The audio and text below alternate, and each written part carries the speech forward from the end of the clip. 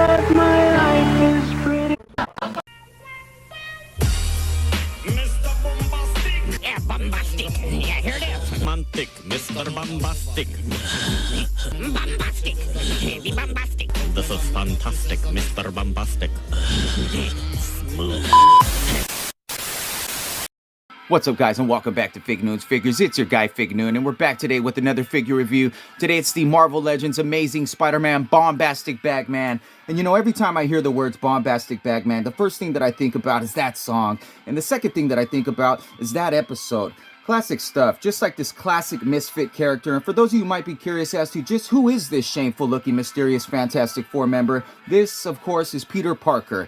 Yep, that Peter Parker, the Amazing Spider-Man, and it's in issue number 258 that Peter's wearing the now infamous black symbiote suit. He later finds himself at the Baxter Building in the company of the Fantastic Four, and it's there that Peter soon realizes the black symbiote suit that's been gifting him all these incredible powers is actually alive. Terrified by this discovery, Peter has Dr. Reed Richards blast the suit off of him, and while he's successful, Peter Parker's now left wearing nothing but what he was wearing under the suit, pretty much his underwear. And so Peter has to get home. He needs some clothes quick, and Johnny Storm, being the good friend that he is, lends him an old beat-up, musty Fantastic Four costume for him to clothe himself with, and so that's how we get the suit. But where do we get the bag from? You see, now Peter has to get home, and he can walk the streets, but not as Peter Parker in a Fantastic Four costume. So he needs a mask, and he needs one quick.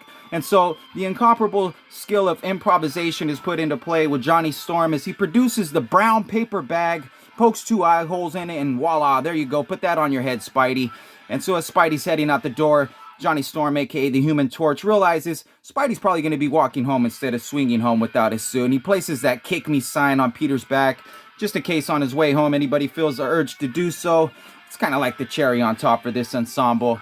We've seen this guy in the comic books, we've seen him in the video games, guys, but now we got him on a Marvel Legends retro card. I can't wait to crack this guy open. Such a funny character we got here. And so with no further ado, let's break open the Bombastic Bagman and have a closer look. Okay, so for the accessories with the Bombastic Bagman, you get a wall-crawling hand for the left and the right. Then you get this "Kick Me" sign that looks like it was actually drawn on with a pencil by Johnny Storm. Little piece of tape there on the top for a nice effect. And on the back side of the sign, it actually has a peg that you're going to use to plug into the figure. I'll show you guys how to put that on here in a second. That's going to do it for accessories. Okay, so fresh off the card and right into your screen, it's the Bagman, and I must say he's a bad Bagman. This guy's such an interesting, funny figure, almost what I consider a novelty figure. Definitely a conversation starter for sure. The suit looks pretty good, pretty close to the other Fantastic Four suits, and check out the feet.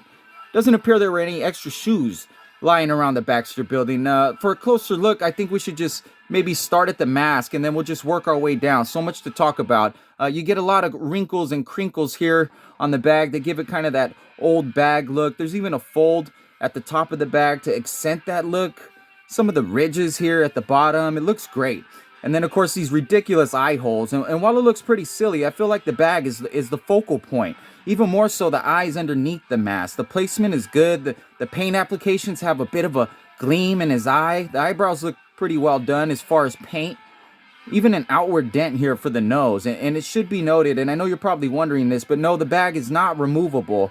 I have seen some collectors and customizers out there, however, have indeed been able to remove this bag from the head sculpt, and it's just an unmolded head with no nose or mouth, just the eyes, you know, real Hollow Man-esque, real Nightmare Fuel. And I was kind of hoping to remove this bag so that I could go ahead and maybe put on some other figures. But let's go ahead and move down to the costume. You get a slightly wider black neck piece over the blue paint, accented by this Fantastic Four logo. Mine looks really good, really super clean, and so I like that. Then you get, of course, the black belt, nothing too crazy. We get the long black gloves, more blue for the legs, and then, of course, they've painted the side of the feet to kind of complete the look of the costume. These heroes really like their spandex.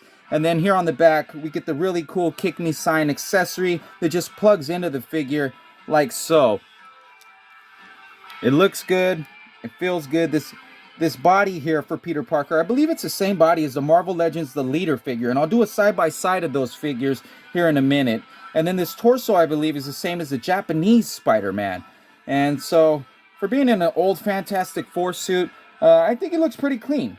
You know, don't worry, Spidey. All you got to do is get home to your suit, and we can all forget this ever happened, right? Psych, that's never gonna happen. Let's take a closer look now at the bad Bagman's articulation. Okay, so for the articulation on the Bombastic Bagman, the head got a nice tilt. You can go side to side pretty good. Head goes back about that far, down about that far, 360 if you feel the need.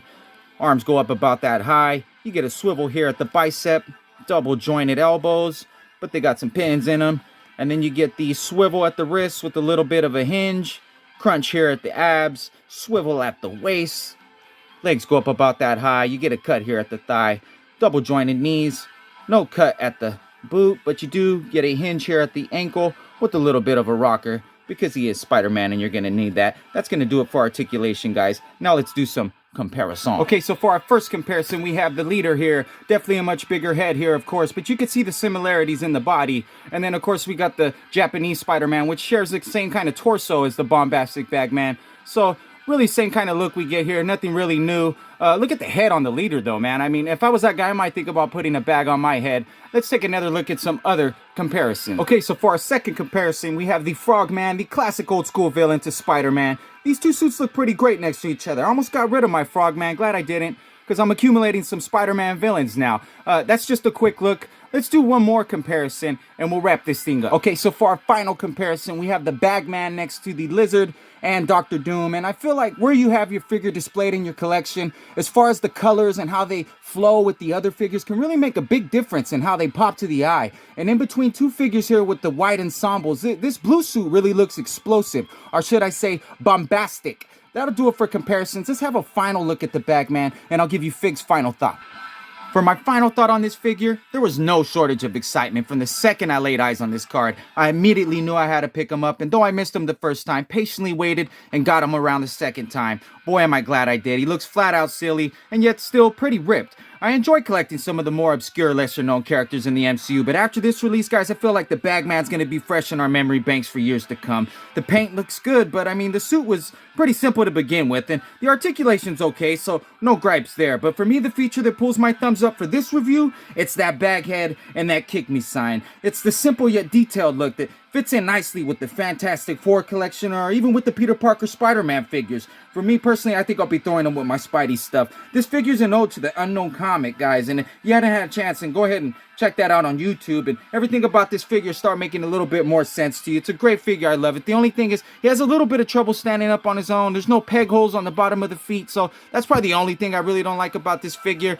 But anyways, that'll do it for this review, guys. Please make sure to subscribe for more figure reviews, and let me know in the comments what you think about this figure. As always, thanks for watching. We'll see you guys next time. It's your guy Fig Newton. Fig Newton out.